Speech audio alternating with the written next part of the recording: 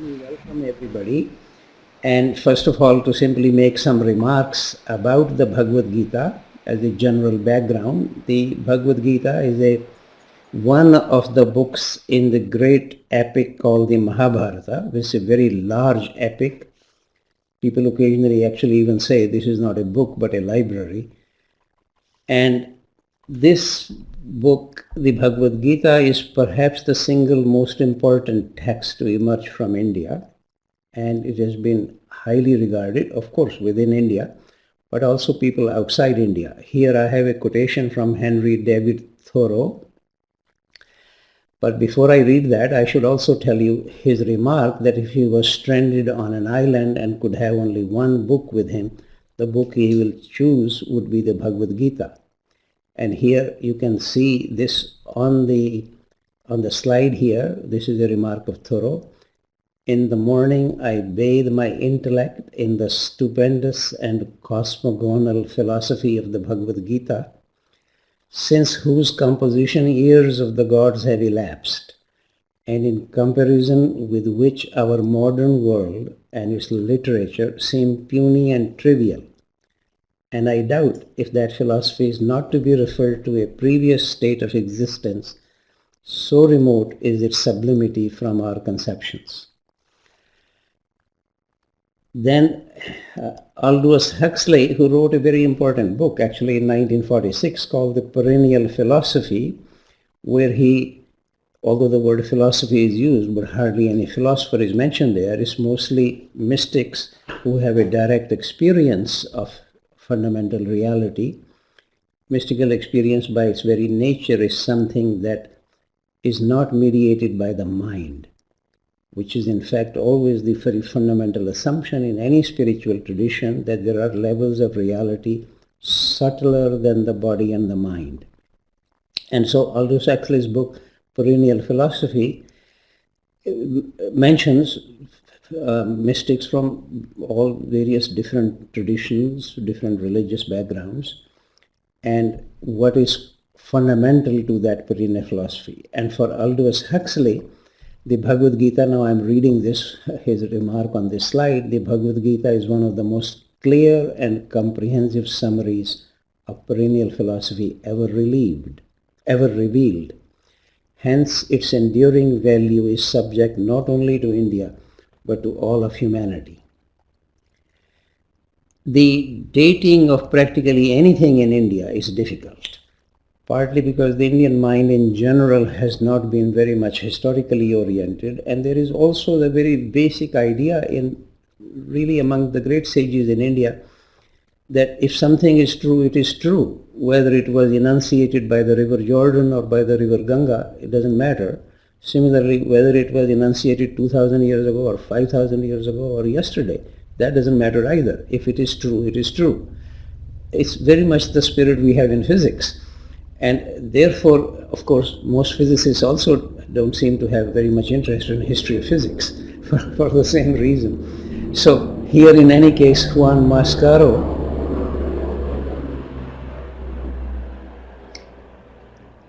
who actually has made a fairly interesting translation of the Bhagavad Gita. His Penguin Books, in fact, has published that. He was a Spanish scholar. This is his remark. Scholars differ as to the date of the Bhagavad Gita, but as the roots of this great poem are in eternity, the date of its revelation in time is of little spiritual importance. But purely from a scholarly point of view, although there is much disagreement about this dating, the range is from 5 centuries before the Common Era until about the 2nd century of the Common Era. That is where the Bhagavad Gita seems to have been composed. And in the Hindu tradition itself, it is said to be at the turning from the Dwapar Yuga to Kali Yuga, in which we now live. However, as I said, Mascaro's remark is really useful for us to have, not to get so occupied with the actual dating of the book. Now, then literally the word Bhagavad Gita means the song of the Blessed One, and the Blessed One in this case refers to Krishna, who reveals himself within the Bhagavad Gita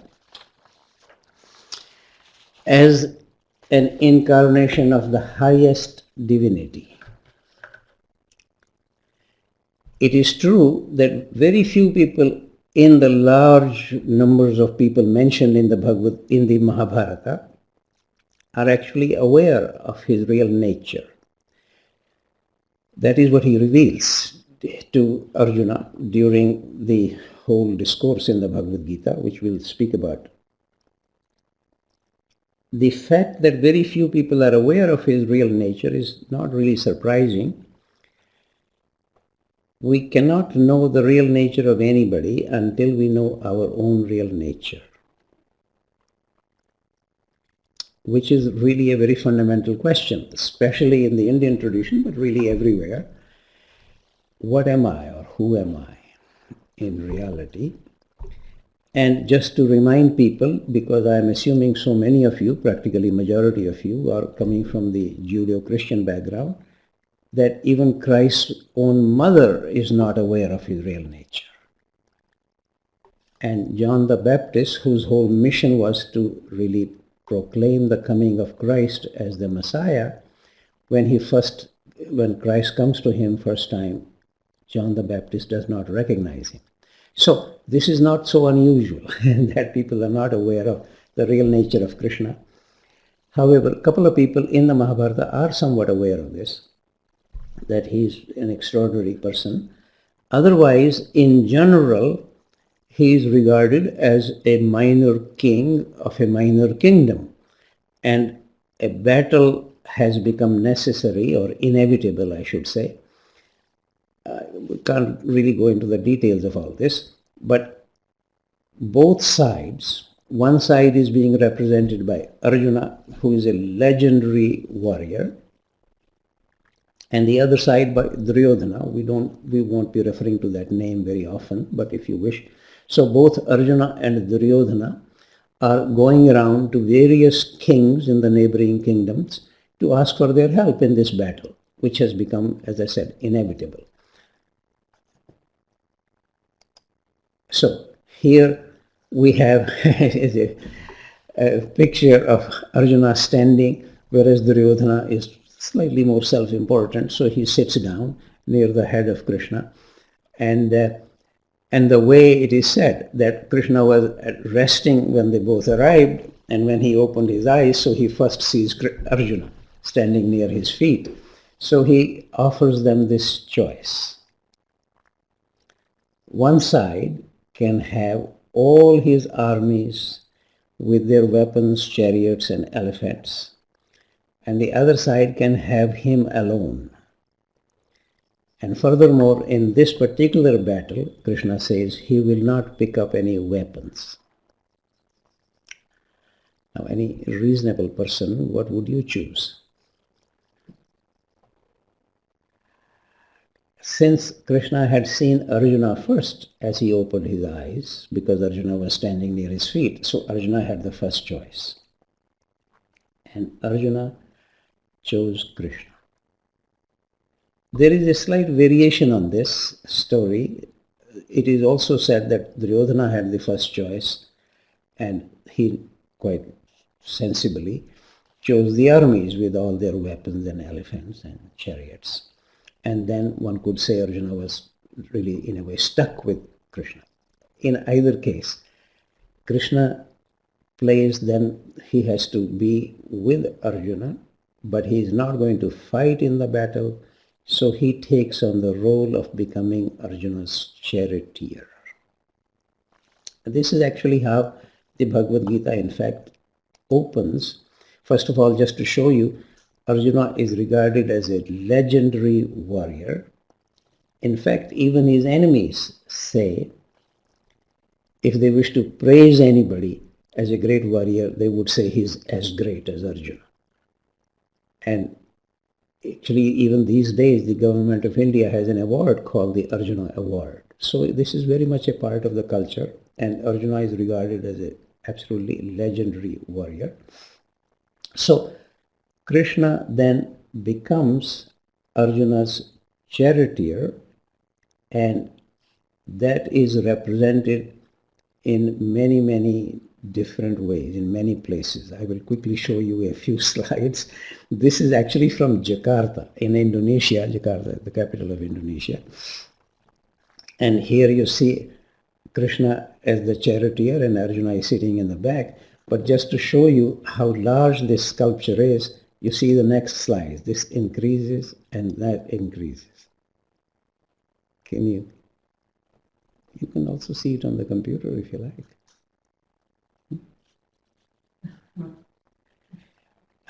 So this is a huge sculpture in Jakarta. In fact, probably it will be difficult to have a big sculpture like this in India. So this is in India. This is it's a painting. The reason I'm showing all this, first of all, there are 2 or 3 remarks to be made here. It is actually necessary for the transmission of culture from one generation to the next that subtle internal realities are externalized. If I wish to say to my granddaughter at age 3 or 4, something that all the sages in India have actually said, that this battle is an internal battle between our spiritual nature and carnal nature or fleshly nature. Both of these exist in us. That is what makes us alive. I'll come to this point later. And that Krishna and Arjuna are both within us, representing our higher self and our usual self. How can I say all this to my granddaughter? It is therefore necessary that these subtle internal realities are externalized. It's much easier to point to her that Krishna is sitting here as the charioteer of Arjuna and Arjuna is standing as the great warrior. In fact, the previous slides are probably even more. Here I go back. Therefore, and also it's the requirement of the arts. But it is important, on the other hand, to realize that all actual spiritual work or development has to do in the other direction, going from the outside, moving more and more inside.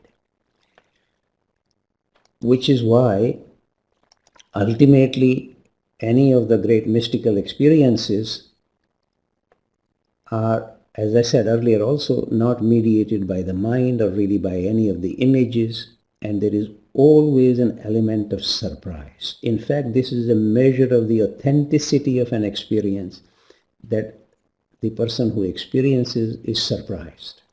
Otherwise, the mind is always projecting something, and one would see what one projects. So, coming back to this, the reason I'm showing all of these various slides here with Krishna and Arjuna, etc., and here this is an interesting picture itself, which you see right now. We in fact have it on the cover of our book called Yoga and the Teaching of Krishna, published many years ago by the Theosophical Publishing House in India. Much of that was reproduced, some additional essays in the book called The Spiritual Roots of Yoga.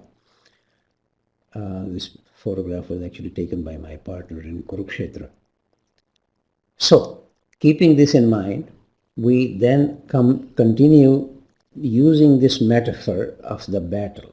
It is important to make another remark about the metaphor. Once a metaphor is chosen, it has its own logic. For example, we have many very classical texts. Teresa of Avila, for example, describes the journey of the soul as climbing a mountain. If one chooses that metaphor, then you don't talk about paddles.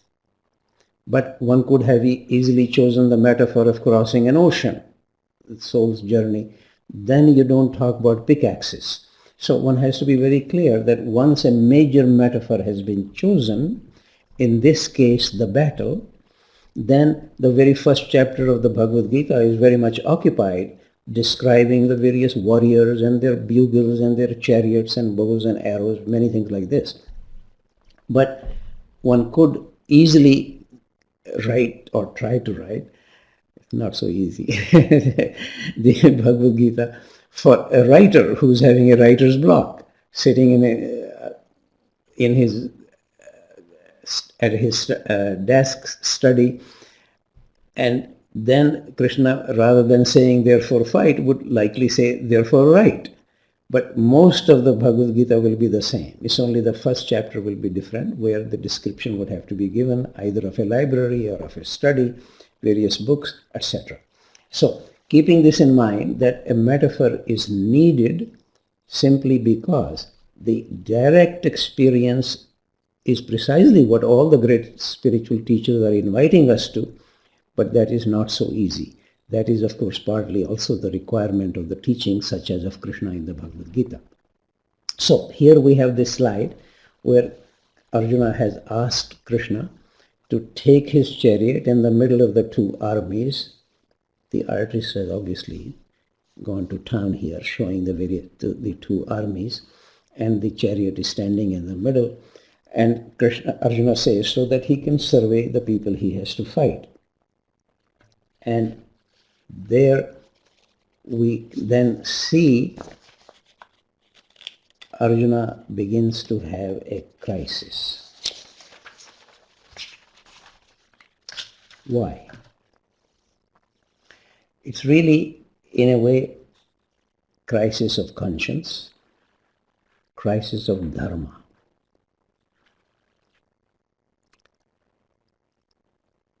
Because he sees the very people he's supposed to fight or to kill also have among them his own teachers, his cousins, uncles, grandfather. And as he rightly says, this is not right according to any of the understanding that he has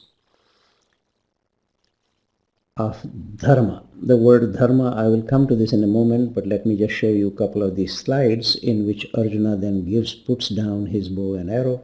He actually even says that even if they kill me, I will not fight. Now, it's useful to remind here that by the traditional caste system, Arjuna is a warrior. By the way, not to get too occupied with this caste system, because two of the greatest spiritual teachers in the Mahabharata are both of the warrior caste, namely Krishna and Bhishma. And the person who actually is teaching weaponry is of the Brahman caste, namely Dronacharya. So let's not get too occupied with this caste business here right now. And just to remind you, nevertheless, that one of the functions of a great warrior like Arjuna is to fight for social justice, which is why he was in this battle to begin with. But then he sees that this is contrary to his family obligation to protect his cousins, uncles, teachers, and this is his crisis. And he turns to Krishna for advice. Here is another version of the same. And this is exactly what he says. As you can read, I have given precise reference here.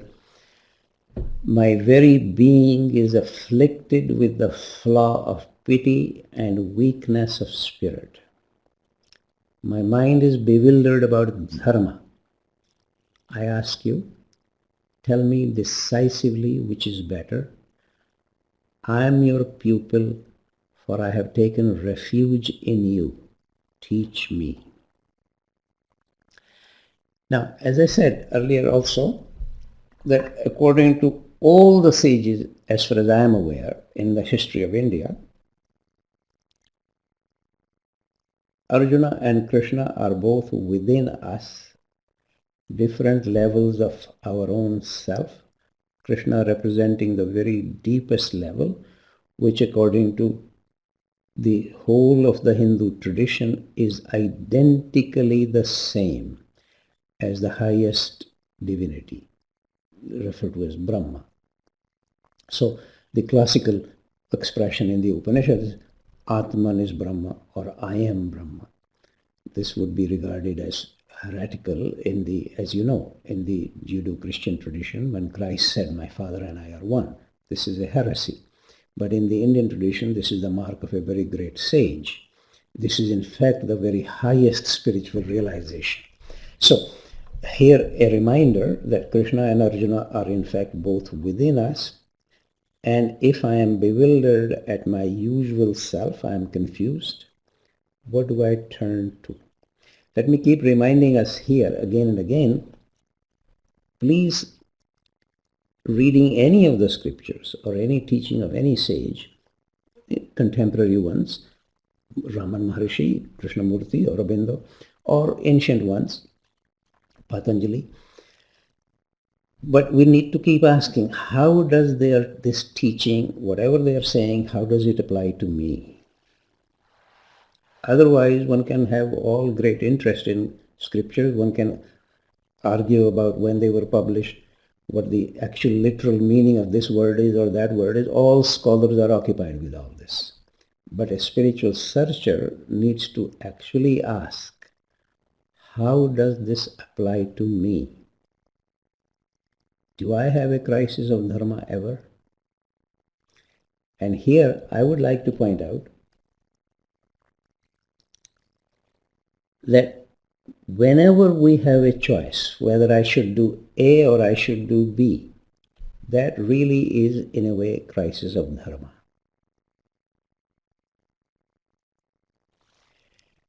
It's good, therefore, to look at what does the word dharma mean.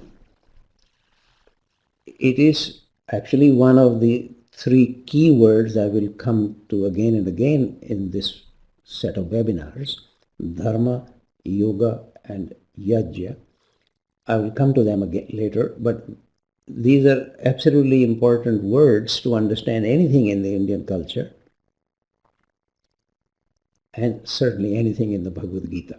So, dharma means many of these things: duty, obligation, responsibility, righteousness, law, order, even teaching. For example, Buddhism in Sanskrit is called Bauddha Dharma, teaching of the Buddha, or essential nature. For example, the dharma of a serpent is to spread poison.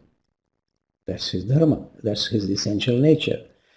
And I should also add here, sometimes really rather erroneously, particularly surprisingly in the theosophical literature, dharma gets translated as religion. It certainly does not correspond to whatever is understood by religion in the Judeo-Christian Islamic tradition, in the whole biblical tradition. If there was a single word to be found corresponding to the root meaning of the word religion, not what religions have become, but the root meaning of this is religio, to reconnect or to reunite, the closest word to that in Sanskrit will be yoga, which also has that very much that implication of uniting with the real. Many years ago, 1977, I actually published a paper exactly on this issue, that if one had to choose one word in Sanskrit to correspond to religion, it would be yoga rather than dharma. But it is occasionally translated as religion, as I just said. So, but coming back to dharma, one could say as a phrase that dharma is the responsibility for the maintenance of order. No single word is quite able to translate this in English. If that is true, if we take this generally, really what is my duty or obligation in any given situation? How should I act? What is the right action? Then one would first of all realize that there are naturally many levels of dharma. For example, I am responsible for maintaining order within myself, within the family, in the society, on the planet. Of course, I could shirk any of these responsibilities, but if I take my own existence seriously, and I take my family, society seriously, the planet seriously, I am responsible for maintaining order on the planet. And now, supposing any one of you could easily see this, you are a CEO of a company, and it's naturally part of your dharma towards your shareholders to increase the share value of your company. But then you discover that your company is producing something which is harmful for the planet. And that to attend to that will reduce the share value. What do? Here is a crisis of dharma. So it is important for us not to become too excessively religious about this word dharma, that any time when we are not clear whether I should do A or I should do B, or when I think I have a choice that I could do A or B, that simply means I don't have a clear perception of what is necessary. That is a crisis of dharma.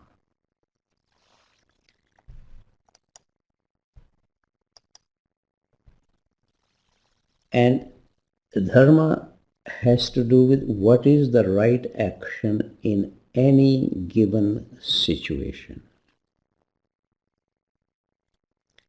And then whenever I realize that it is not clear, therefore whether I should do A or B, that creates a crisis.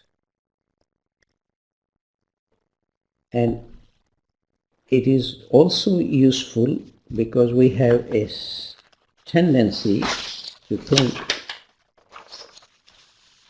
that because I am a free man, I can choose to do A or B. What does that actually mean? But before I go there, let me actually just read the second part on this slide here.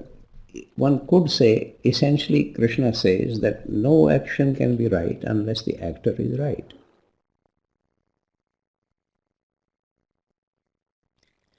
So, what is necessary, and this is actually the teaching of Krishna in the Bhagavad Gita, why this text becomes a classic of yoga, that dharma is concerned with what is the right action, and Krishna basically says, unless you become the right actor, you cannot do any right action. And to become the right actor requires a fundamental transformation, and that is the purpose of yoga. We'll come to all these details a little bit more here. Let me just say here, the right actor has clear perception and knows the one thing that is needful. Then there is no conflict, no decision making, no choice. To have a choice actually means there is a lack of clarity. This is quite different from our usual impression, because I am a free man, therefore I have a choice. Here is a remark of J. Krishnamurti that might interest people. As long as you have a choice, you are not free.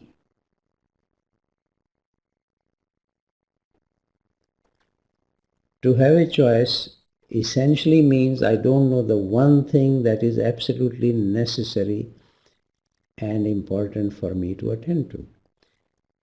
The Buddha had no choice. Christ had no choice. And after Arjunas is transformed because of the teaching of Krishna, then he has no choice. As long as one is in a situation where one is not unified internally, so a part of me wants this, another part wants that, so I have a choice. But when one is integrated, unified, then one does whatever needs to be done, whether one likes it or one does not like it. In fact, like and dislike, or to use their Sanskrit expressions, rag, dvesh, are considered to be, in fact, almost always, for example, Patanjali in the Yoga Sutras or Krishna in the Bhagavad Gita, they regard these to be the very first elementary obstructions to be free of. like, dislike. One does what needs to be done. It doesn't matter whether I like it or I don't like it. So keep this keep this in mind, that as long as you have a choice, you're not free. This is Krishnamurti's remark. And so then the reason why this book, namely the Bhagavad Gita, which is part of the Mahabharata, which is called a Dharma Shastra, meaning this is a whole book relating with Dharma. And also the very first word in the Bhagavad Gita is Dharma. Dharma kshetre kurukshetre samaveta yuyutsava mamaka pandavaseva kim kuruvata sanjaya. It's the blind king Dhritarashtra. If we keep the sages' general interpretation of the Bhagavad Gita in mind, it's also good to realize that I am blind to my own kingdom, of which I am a blind king. And I'm not engaged in the real battle. So I am asking a companion, which is another level of myself, who temporarily has been given the great, really a boon for clairvoyance and clairaudience, able to see something far away or hear something far away. And so this blind king is asking this companion of his, Sanjaya is the name, where in the field of dharma and the field of action, where my sons and the other side, Pandavas, were gathered, what did they do? So you see, the very first word is dharma. And at the very end, Krishna actually asks Arjuna, have you listened to our dialogue about dharma carefully? So this is clearly a dialogue about dharma. What is the right action under any given situation? But why this book becomes a classic of yoga?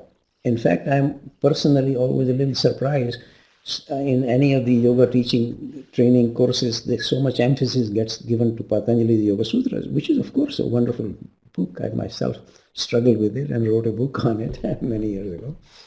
And on the other hand, the Bhagavad Gita is actually a much more comprehensive and elaborate text of yoga, dealing with all sorts of yogas. We will have a chance to speak about this, of course, in the next 2 or 3 webinars.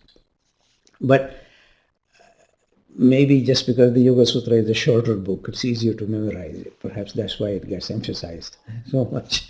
But the Bhagavad Gita is a much larger, certainly compared with the Yoga Sutra. It's not very large otherwise. In any case, coming back to this. So Krishna basically says that in order to become a right actor, requires a radical transformation of the actor. This is if there is one lesson of any scripture that you can come across, and one lesson of any of the spiritual teachers, in fact, I probably have written it down here. One single lesson of all the serious teachings: as long as I remain the way I am, I cannot come to truth or God or whatever other label you place on it. A radical transformation, a new birth is necessary. This is this is really the one common lesson of any scripture or teaching. But we can even agree to this. Somehow we understand that transformation is necessary, but something in us says, it's a good idea, but as long as I don't have to change. This is our natural tendency. The status quo, addiction to status quo is very strong.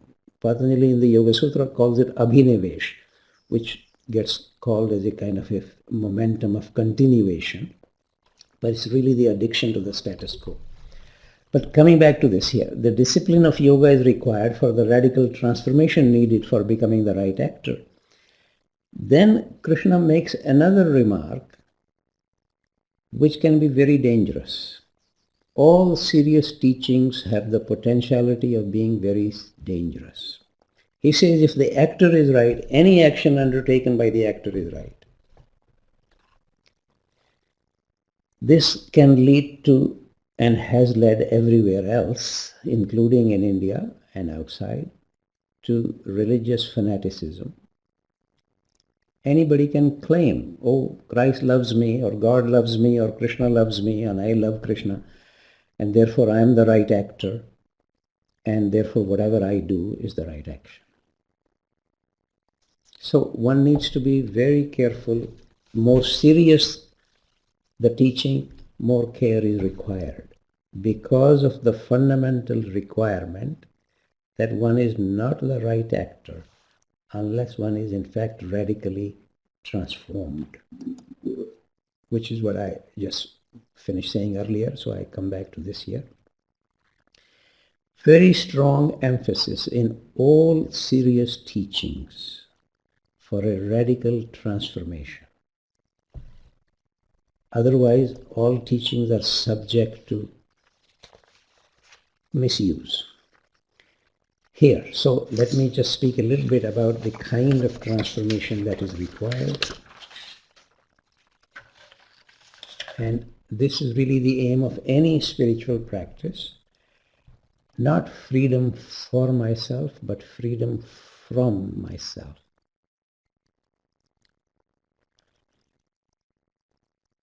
Very strong emphasis, and I will give quotations about this. It's in fact almost becomes the very definition of a yogi from Krishna's point of view. A yogi is free of his own self-will and recognizes that I do nothing at all, so that one can actually become an instrument of Krishna. Again and again, a reminder from Krishna dozens of times. He says in the Bhagavad Gita, I am seated in the mind of everyone, in the heart of everyone. Let me just bring a couple of quotations here. Krishna, for example, says, here is a reference, everything is born from the union of the field and the knower of the field. So that is to say, everything that exists. We may call it animate or inanimate. That's our difficulty. From the point of view of Krishna, I am the knower of the field in every field, which is also to say that even what we would call dead matter has some consciousness in it. Because ultimately, what is Krishna? Highest levels of divinity or reality, Brahma. And we have a great Upanishad saying that consciousness is Brahma. This is very important actually to make a point here. The fundamental assumption of modern science in the last nearly 300 years now, or 400 years now, is that everything in the manifested universe emerges or arises from matter. Matter is the primary reality and the fundamental reality, and that matter has absolutely no consciousness in it, and that consciousness itself is an epiphenomenon arising from matter gradually. Therefore, the words such as evolution actually make sense from a scientific point of view, if we understand by evolution coming to something more and more conscious. So beginning from completely dead matter, somehow the life begins at a very elementary level, unicellular life, then gradually more complexity arises, multicellular life, then gradually intelligence emerges, etc. And if you're soft-headed, you could even say, then somehow you begin to have spiritual feelings. But from a modern scientific point of view, this is all secondary. Primary reality is matter. But all spiritual teachings, the Bible, or the Bhagavad Gita, or any of the Upanishads, or the Quran, you can take any of them, they all say that the fundamental reality from which the whole manifested universe arises is the highest level of consciousness, called God, sometimes called Godhead, called the real, called the truth, called Brahma, called Allah, many other names. And then Krishna, of course, in the Bhagavad Gita, gradually reveals himself and identifies himself with the very highest reality. And then this remark that everything that exists is a combination of two things, the field that one can look at and the consciousness that knows the field, and then I am the knower of the field in every field, which is to say that Krishna resides in absolutely everything, including you and I, including the mosquitoes, including the stone, including everything that you see. That is a very, by the way, this was also very much the perspective in the ancient Greek philosophy, for example, for Plato or for Socrates or Pythagoras. But gradually it has shifted that we come from matter rather than from consciousness. Okay, so Krishna dozens of times in the Bhagavad Gita says that he is seated in the heart of everyone, in the mind of everyone, and in fact even in the body of everyone. Here, look at this one here.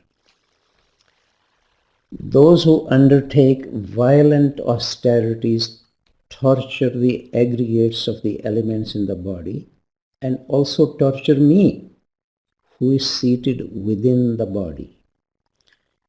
Which is the reason I have given the Sanskrit word there. Shari Rest literally means seated in the body. So Krishna is also in the body and in the mind and in the heart, in fact everywhere. That is the suggestion. And that if one is undertaking severe austerities, that is not at all recommended by Krishna. Always a suggestion, not too much food, nor too little, nor too much sleep, nor too little, much more that a yogi searches for a balanced life, very much. Okay, now let me just first of all take a few moments to indicate that this is a universal idea that one needs to be radically transformed. Here is actually a reference to John's Gospel. And as you can see here, Nicodemus, who is a member of the Jewish council, comes to Christ. And in fact, he comes in the middle of the night, partly because he is a member of the Jewish council, and that council was beginning to be very uneasy about Christ's teaching. This is always the issue. Everywhere, throughout human history, those who wish to fulfill the teaching or any tradition are always at odds with those people who are official keepers of the tradition. In this case, the Pharisees and the Sadducees are the official keepers of the tradition. Christ is accused of destroying the tradition. In fact, elsewhere he even said in one of the Gospels, I have not come to destroy the tradition but to fulfill it. That's the difficulty. Later on, of course, in the Christian church, the same problem. Anybody who wishes to fulfill the tradition, like Meister Eckhart, is in trouble with the church authorities who are trying to be the official keepers of the tradition. So he was excommunicated. But so here he comes in the middle of the night. I often give this example. It will be like in present day, one of the cardinals in the Vatican going to the Dalai Lama for spiritual counsel. He has to sneak out. So that's what actually Nicodemus does. And his very first question really is, how may I enter the kingdom of heaven? So you look at the response of Christ. In truth, in very truth, I tell you, no one can see the kingdom of God unless he is born again. Flesh begets flesh, spirit begets spirit. Do not be surprised that I tell you that you must all be begotten from above. Actually, second part of it is born of the spirit. In India also we have this expression called Dvij, literally means twice born. Now it has just become a caste label. Otherwise, very much the suggestion that, of course, we are all born of the flesh, but that we need to be born of the spirit.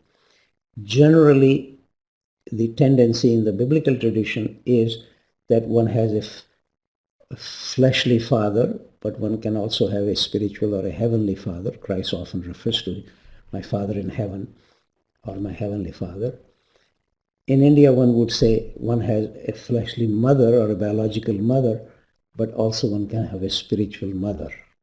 Those of you who have already looked at my book, for example, it is dedicated to my spiritual mother, Mrs. Louise Wells, who very much encouraged me to study the Bhagavad Gita. But coming back to the remark here of Christ, this is a very fundamental point to keep in mind. This is true in every teaching. Any serious teaching requires a radical transformation of ourselves. Here, for example, another remark of Christ from two different Gospels. he who would follow me must leave self behind.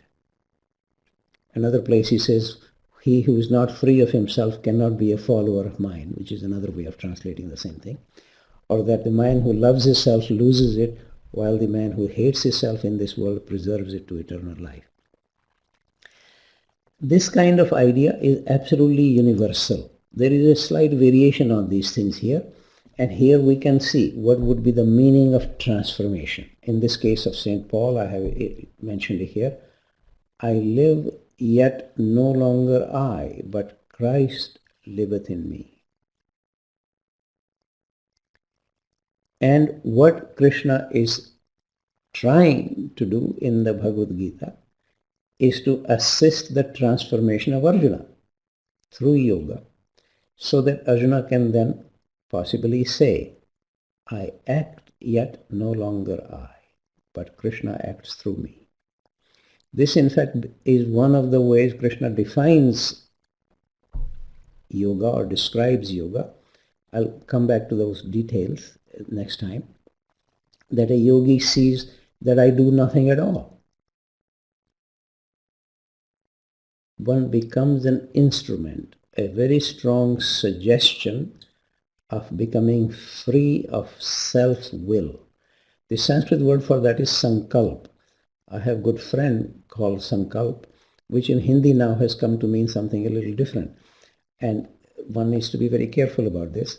But in Sanskrit usage in the Bhagavad Gita, to be free of one's own sankalp, of one's self-will, is a fundamental requirement. Okay, so then we have this situation here. Fulfilling dharma requires yoga, which is what makes the whole Bhagavad Gita as a classic text of yoga. But Krishna says that yoga cannot be accomplished without yajna. In North India it's pronounced as yajna, usually in South India as yajna. And it is always translated as sacrifice. This is not a wrong translation, but it is quite inadequate, because it does involve sacrificing my attachment to my usual self, but it also requires intervention from subtler levels. In India they will be called the devas. Here in the biblical tradition it will be called angels. But it is very important to keep emphasizing, particularly in the Indian perspective, these devas or angels are also within us. They are not just outside us. Ultimately, my deepest level is identically the same, according to the assertion of the Upanishads, identically the same as the highest divinity. So these devas are also within me. But let me make this point again as strongly as I can. In all spiritual teachings, strong suggestion that there are many levels of reality, many of them subtler than the body and the mind. Traditionally, those subtler levels have been called spiritual levels. But one tends to forget that within this large spiritual realm, also there are many levels. For example, in the Bible, you have 9 orders of angels between human beings and God. They're all spiritual. So spiritual level or spiritual domain is a very large domain, and within that there are many levels, which is one of the difficulties that arises. Occasionally somebody has some parapsychological experience and they think now they have come to the very highest level of the Buddha. This is very important to keep this in mind, that there are within the spiritual realm, there are many, many levels. And then the suggestion very strongly, again, really in fact in all the serious spiritual teachings, that to be sure, we need to do our part, but unless there is the benediction of the devas, our effort cannot lead us to a higher level. In fact, one of the Upanishads Shvetashvatara Upanishad specifically says, Shvetashvatara is the name of the great sage there, the Upanishad is named after him, specifically says that all human realization is a combination of two things, tapas prabhav and deva prasad. Tapas prabhav will be the effect of human effort, and deva prasad will be the benediction of the devas.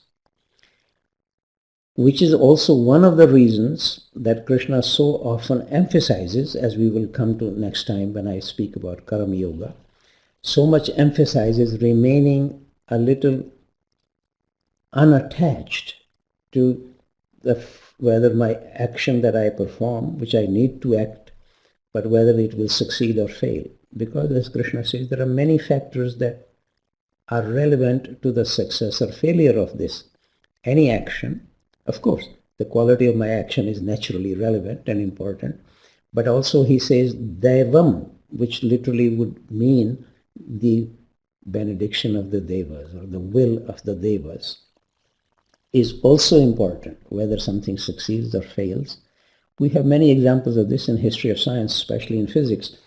Many physicists, maybe even a dozen at a time, may have exactly the same data, absolutely everything the same available to them, but only one person is somehow able to see something deeply profound in that data and is able to come up with a new theory, and the other 8 or 9 are unable to do that. Why? Sometimes we call this good luck or just somebody's destiny. Yes, all that is a possibility, but certainly in any serious teaching, good luck is not the relevant factor. There is nothing to do with just accidental. There is much more to do with what level of reality I am actually connected with.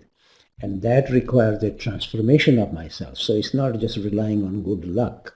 It is more relying on undertaking a serious spiritual practice so that one is in fact more and more transformed and therefore able to relate with subtler and subtler levels within the large spiritual realm.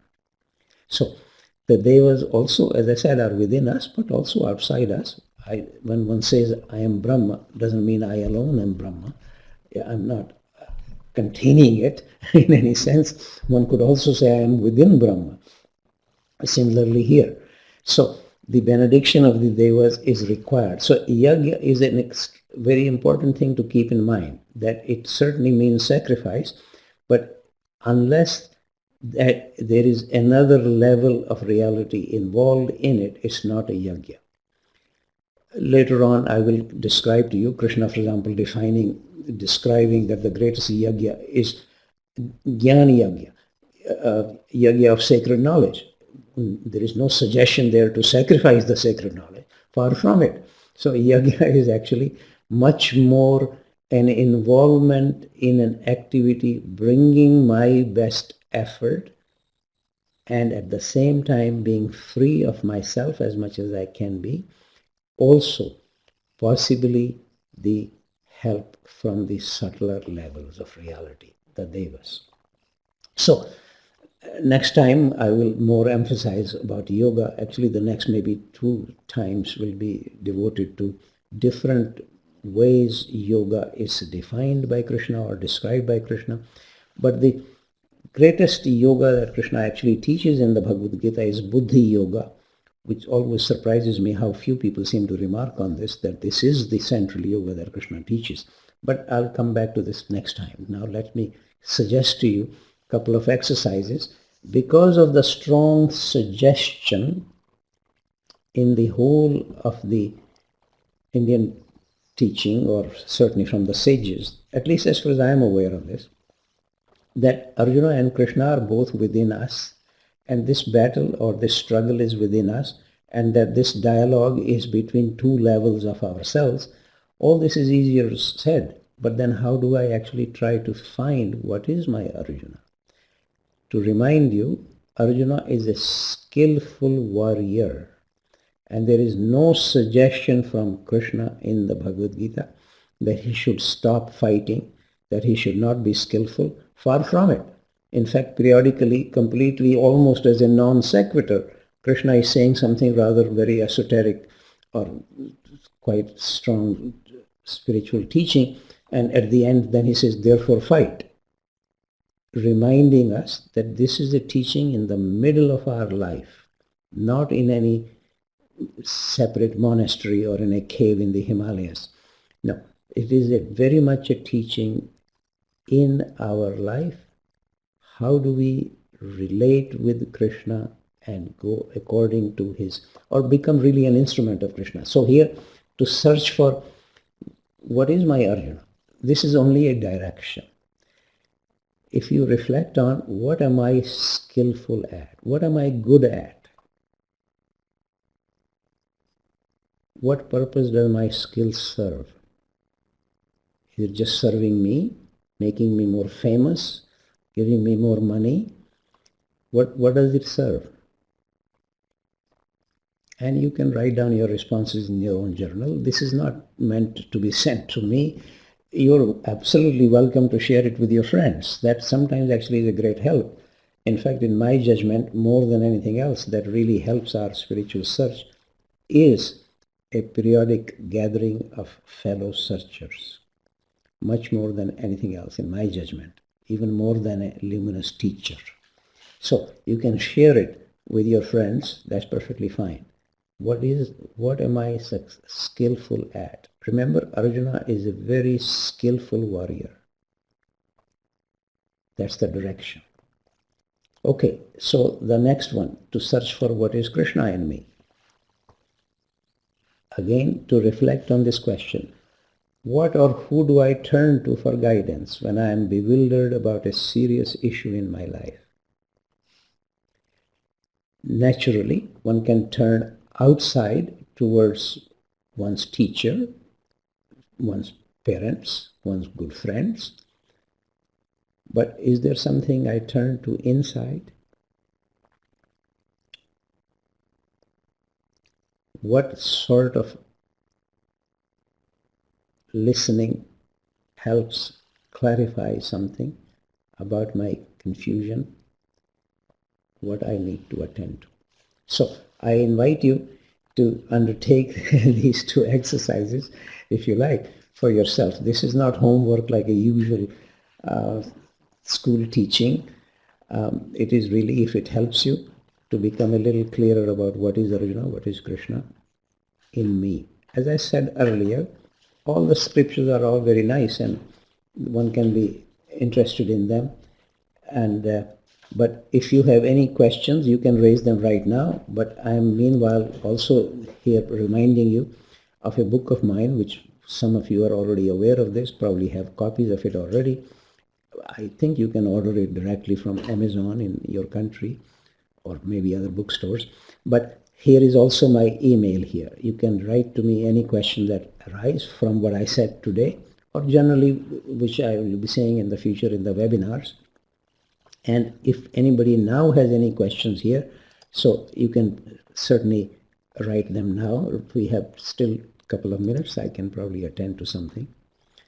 Otherwise, I would just invite you to take a moment to reflect on, do we have a crisis of Dharma? How do I actually resolve it?